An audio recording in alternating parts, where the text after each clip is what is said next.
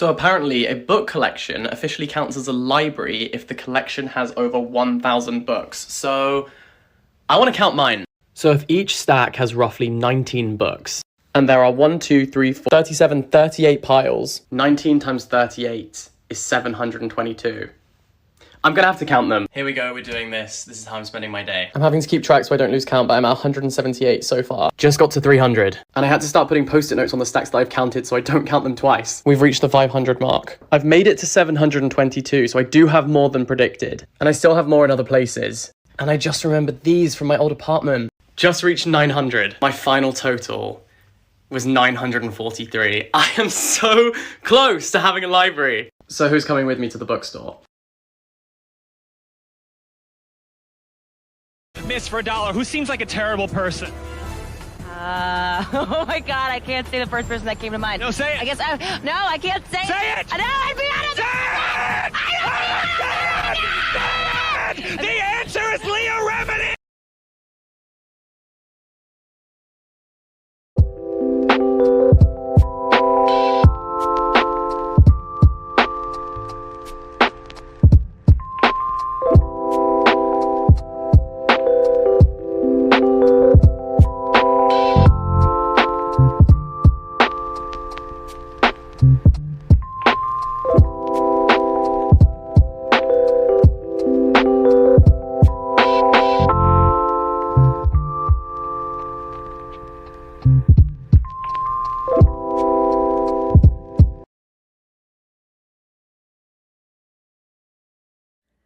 Hey, can you help me with something real quick? Yeah, just a sec. Hey, can you help me with something? Yeah, sure. Hey, I need your help with something real quick. Oh, for sure. Hey, can you do something for me? Yeah, sure. Hey, can you help me with something real quick? Yeah, one sec. Okay. Since it's your birthday, I'm giving you 5 minutes to look around the store and then 3 minutes to grab as many books as you can. All right? Can I grab a basket? I guess. Is that considered cheating? A little bit, but it's fine. Okay. Starts now. I'm so far. Some pep in your step. No.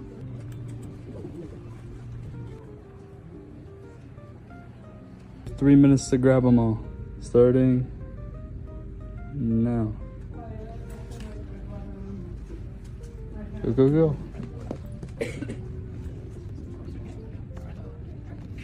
You're not gonna get a basket? Oh, I might need two. All right, a third of your time's almost done. 2 minutes. Oh, yeah, I'm done.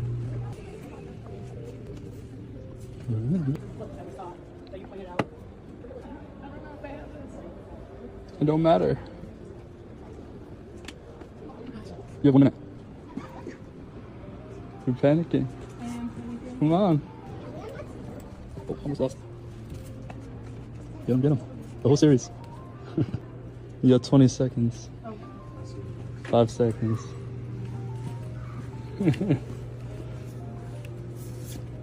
That's. I'm gonna give you a bonus minute. Really? Yeah. Okay. Minus 10 seconds.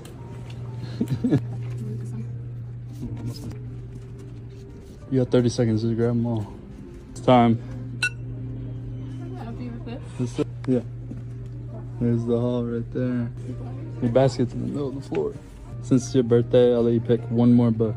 Oh, okay. One more book. Alright, let me think. I'll grab it for you. Just point it out. That one? Yeah.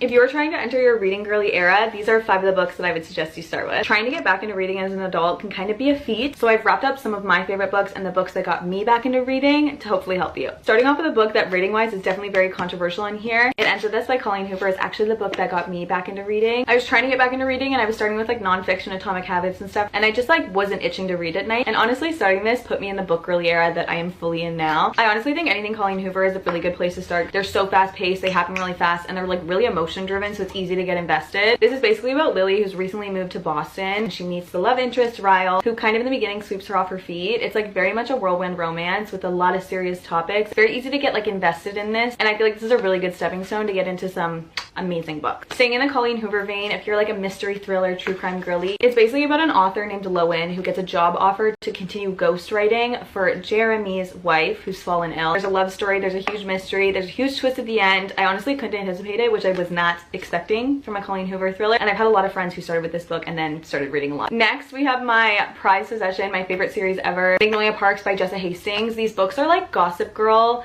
meets London High Society. If you are like a reality TV watcher, you are gonna love. I think these are categorized as romance, but I honestly think they're kind of like bordering literary fiction. It's like very modern. You don't always agree with the characters' decisions, but it really puts you in their headspace, and it's just like an emotional whirlwind. It's focused around Magnolia and BJ, who fell in love like a really young age, and as it does, life happens to them. BJ ends up cheating on her, but for some reason they like can't let go of each other, and they keep torturing each other. She dates a bunch of people, he sleeps around. It's really just a story of them breaking each other's hearts. I know it seems kind of daunting. I think it's like 400 pages, but the story is so good. There's not a single page, not a single chapter that should not be in this. These books are very polarizing on here. They deal with some very intense topics, a lot of cheating, a lot of miscommunication, a lot of toxicity, but if you're into reality TV, I genuinely think you can deal with that. The Fine Print, which is the first in the Dreamland Billionaire series, it's a really easy, quick read. You really get into the emotions of the character. Just like Magnolia Parks, it's dual perspectives, so you get the male and the female protagonist side of the love story. It centers around Zara and Rowan is one of 3 brothers, and his grandfather passes away, and he started like a Disney type business, Dreamland. The 3 brothers get a letter from their grandfather of tasks they need to complete to get their portion of the company. This is actually the first of 3, so the other 2 deal with the other brothers. Rowan's task is basically asking him to take over Dreamland Park and like get his creative spark back. It's honestly a very beautiful love story. It's very easy to pick up and like impossible to put down. I think if you were getting into reading, this would be like a very easy story to get lost in. Last but not least, this is definitely in a different vein. This is Rock Paper Scissors by Alice Feeney. This is like an intense thriller. It's basically centered around Adam and Amelia, and Adam has face blindness, which means he like cannot recognize himself in a mirror, cannot recognize other people, which was, side note, like such a fun plot point. Basically they go to this weekend retreat. Amelia went a weekend at this like remote cottage, and a bunch of weird stuff starts happening. There's so many twists in this. It's under 300 pages. It's a really quick read, and it honestly feels like you're watching a thriller movie. I could honestly probably do 100 more videos of books I think you should start with if you want to get into reading, but these are 5 books that I think you should start with. Love you. Bye.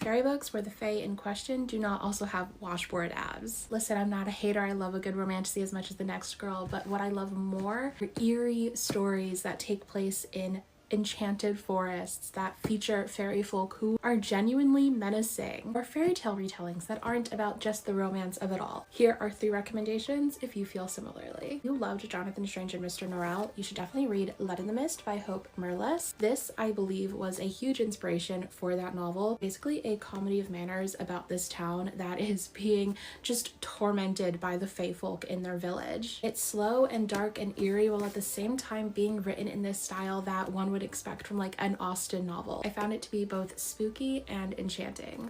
Then we have The Memory Theater by Karen Tidbeck, and this is kind of like a Hansel and Gretel retelling. We follow these 2 children who live in this enchanted wood called the Garden. The parties never stop and the adults never age, but there is a dark reason for all of that, and this book follows these 2 children's journey within our world and their world and meeting various travelers along the way. It is a true dark fairy tale, and I loved it. I think if you're a fan of the films Labyrinth or The Last Unicorn, you will love The Daughter of the Forest. It is a whimsical fantasy that isn't afraid to also be incredibly dark at times. I find myself really gravitating towards older fantasy in general because I just find them to be a bit more imaginative, both with the actual fantasy elements and just in the plot structure. Please look up content warnings for this one if you so need. Anyways, I'm always looking for more recommendations in this vein, so let me know if you have any.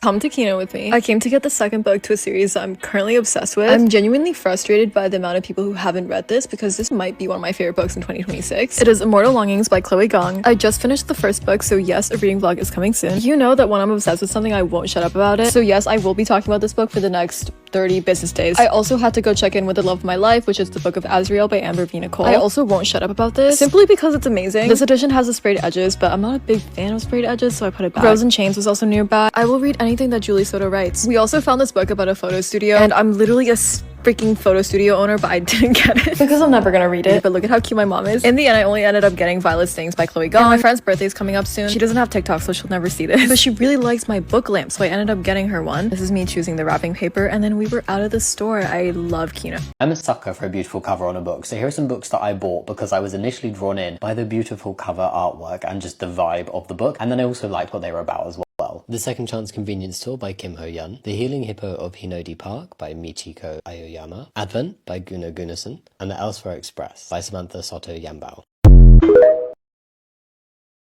Books I will accept zero criticism from, but also books are so subjective, so it's not that deep. Project Hail Mary by Andy Weir. Never thought I would like, let alone love, a book about space, but there we go. That's Not My Name by Megan Lally. It had me on the edge of my seat the whole way through, and it made me cry, so brilliant. Rebecca by Daphne du Maurier. I didn't think I would like this one. I was kind of bored in the beginning, and then I absolutely loved it. It was very twisty, and I didn't expect what happened to happen. The Enemy by Charlie Higson. Zombies, set in London. Very nostalgic, and I listened to it again recently, and it still holds up. I love it. Old Sister by Jodie Chapman. Guaranteed to make most people cry. And finally, Jurassic Park by Michael Crichton. Dinosaurs. Do I need to say anything else? I'm about to do something that I never thought I would do. When I added this bookshelf to my apartment in 2022, I had a lot less books. I had not yet co-founded Preoccupied. I was not the co-head of Blog Social. Suddenly, I am inundated with more books than I know what to do with, and I can't find any of them in this color-coded bookshelf. Don't get me wrong, I love a rainbow bookshelf. As fun as it is to look for a book on a shelf based on what color you remember the spine being, I think it's time we made this a little bit simpler. So this all started because I thought I had an advanced reader copy of Yesteryear and I could not find it, and it turns out I couldn't find it because I didn't have it, but I did listen to the audiobook for it while I reorganized my shelf. And here's the final product. Ta-da! Books organized by author last name. What a novel concept. Let me know what you think.